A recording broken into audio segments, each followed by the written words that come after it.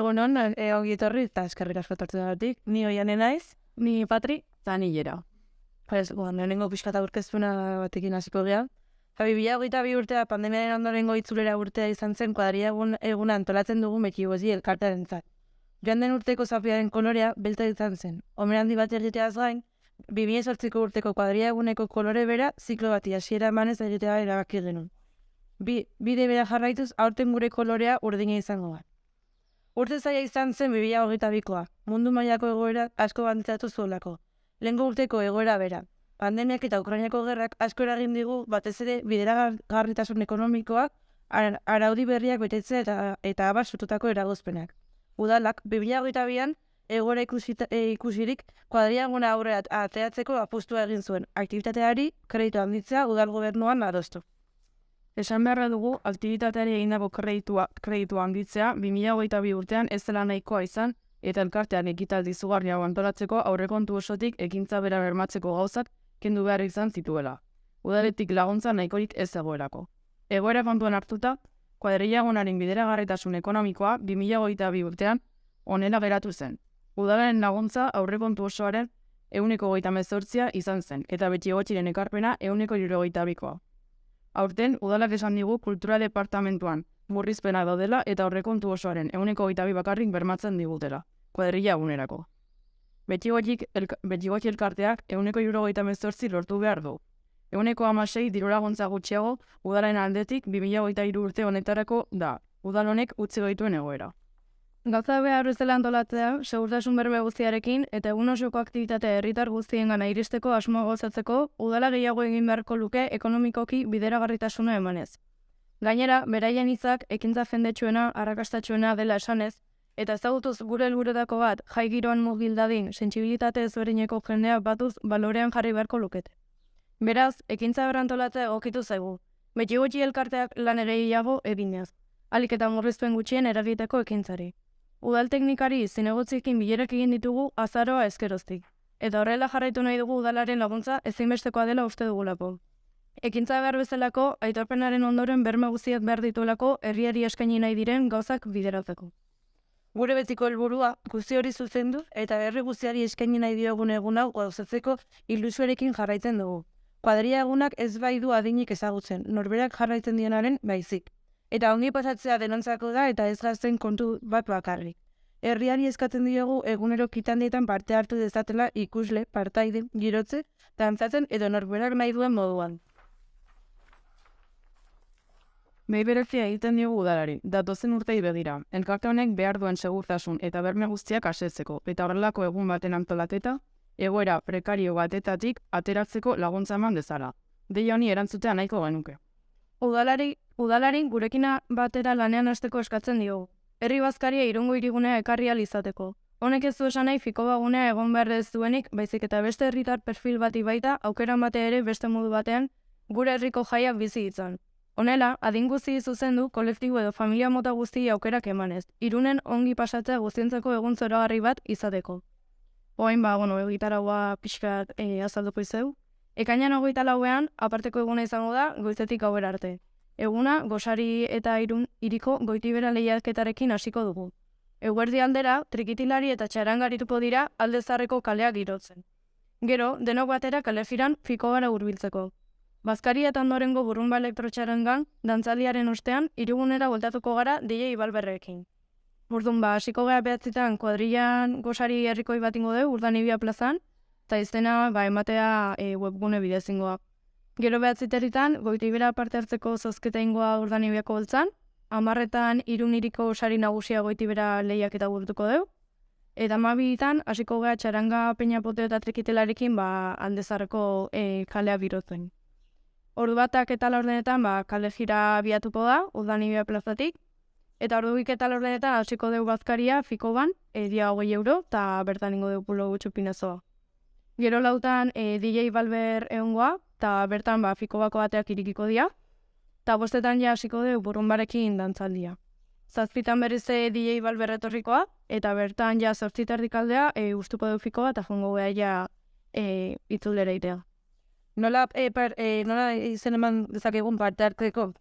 Gosari herrikoian parte hartzeko webgunean izena ematen da eta 12 euroren truke izango da. Maiatzaren 22tik aurrera izango da aukera izan emateko ekainaren 11 arte. Goitibean parte hartzeko, gosari herrikoian bezala, izan ematea webgunearen bidez izango da, eta maiatzaren 22tik aurrera izango da, ekainaren 11 arte. Herri bazkaria parte hartzeko aldiz, maiatzaren 26 eguerdiko 11tik maiatza 28 bitarte izango da, aukera pabiloak bete arte. Webgunaren bidez, 20 euroren truke izango da eskura gaitxarten. Herri bazkaria. Herri bazkaria ekainan 24an larun batean ospatuko da. Pikoako pabiloetan egingo da eta azken urteetan bezalaxe lehenengo eta bigarren pabiloetan bazkaria ospatuko da eta hirugarrenean barra eta dantzaldi antolatuko da. 1800 pertsonarentzako tokia izango da. Bazkari txartela Pikoan sartu ahal izateko 20 eurokoa izango da. Aurtengo zafiaren koloreak kartelean ondo ikusi den bestela urdina izango dugu. Txartelen salmenta lehengo urtean bezala izango da.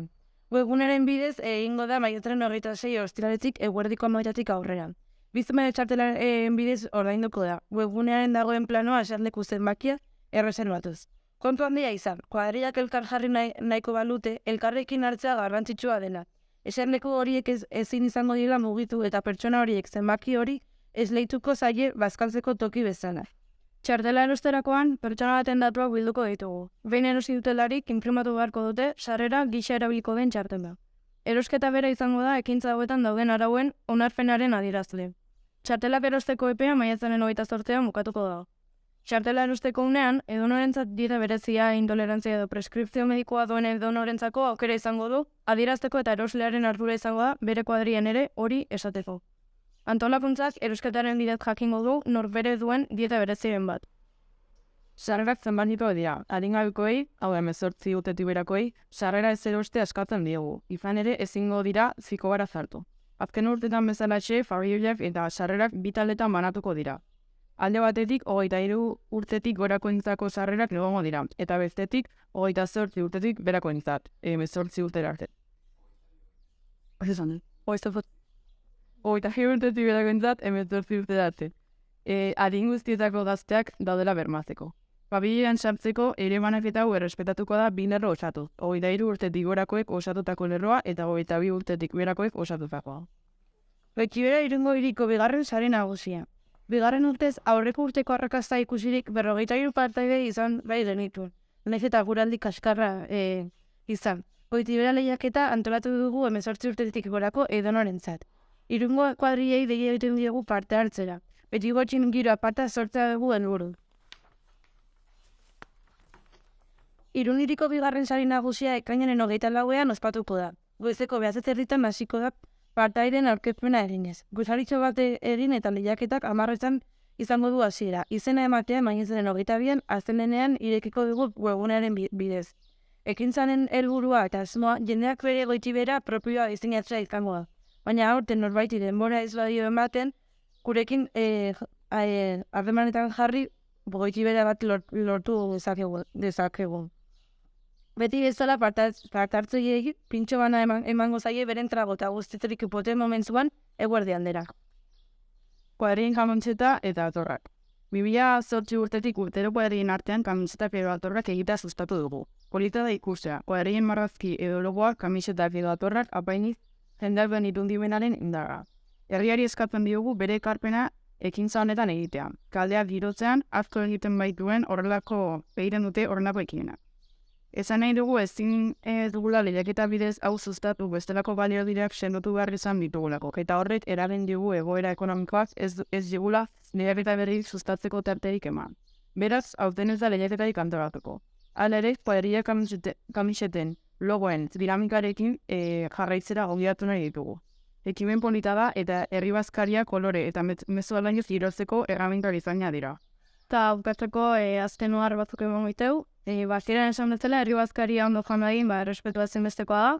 Herri bazkarira etortzen diren guztiei ondo portatzea eskatzen diegu, pertsona askoren lan eta parte hartzago ekimen honen atzetik, eta hurbiltzen diren gaztei errespetuz eta lasaitasunez jokatzea eskatzen diegu. Txartelen banaketa egunean, arau simple batzuk banatuko dira, eta horiek errespetatzea eskatzen dugu. Oinarrizko gauzak dira, bazkarian zehar zutik ez jartzea, janaririk ez botatzea, bertan dauden zerbitzarien lana erraztea, voluntarioen argibidea jarraitu, eta Eta eguna ondo joateko, horiek errespetatzea berrezkoa da.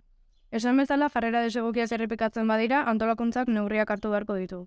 Gaur emandako informazio guztia interneten ere eskuragarri egongo da, ubikoitza.begigotxi.eus eta sare sozialetan. Bestalde, gogoratu nahi dugu ekimen hau aurrera eraman izateko jende askoren laguntza beharrezkoa dela eta beraz, inor voluntariotik laguntzeko prest baldin badago, jardaia gurekin harremanetan begigotxi@gmail.com. Hemendik, Irungo gazte guztiak eta ez da gazte egun zoragarria pasatzera animatzen ditugu. Eskerrik asko.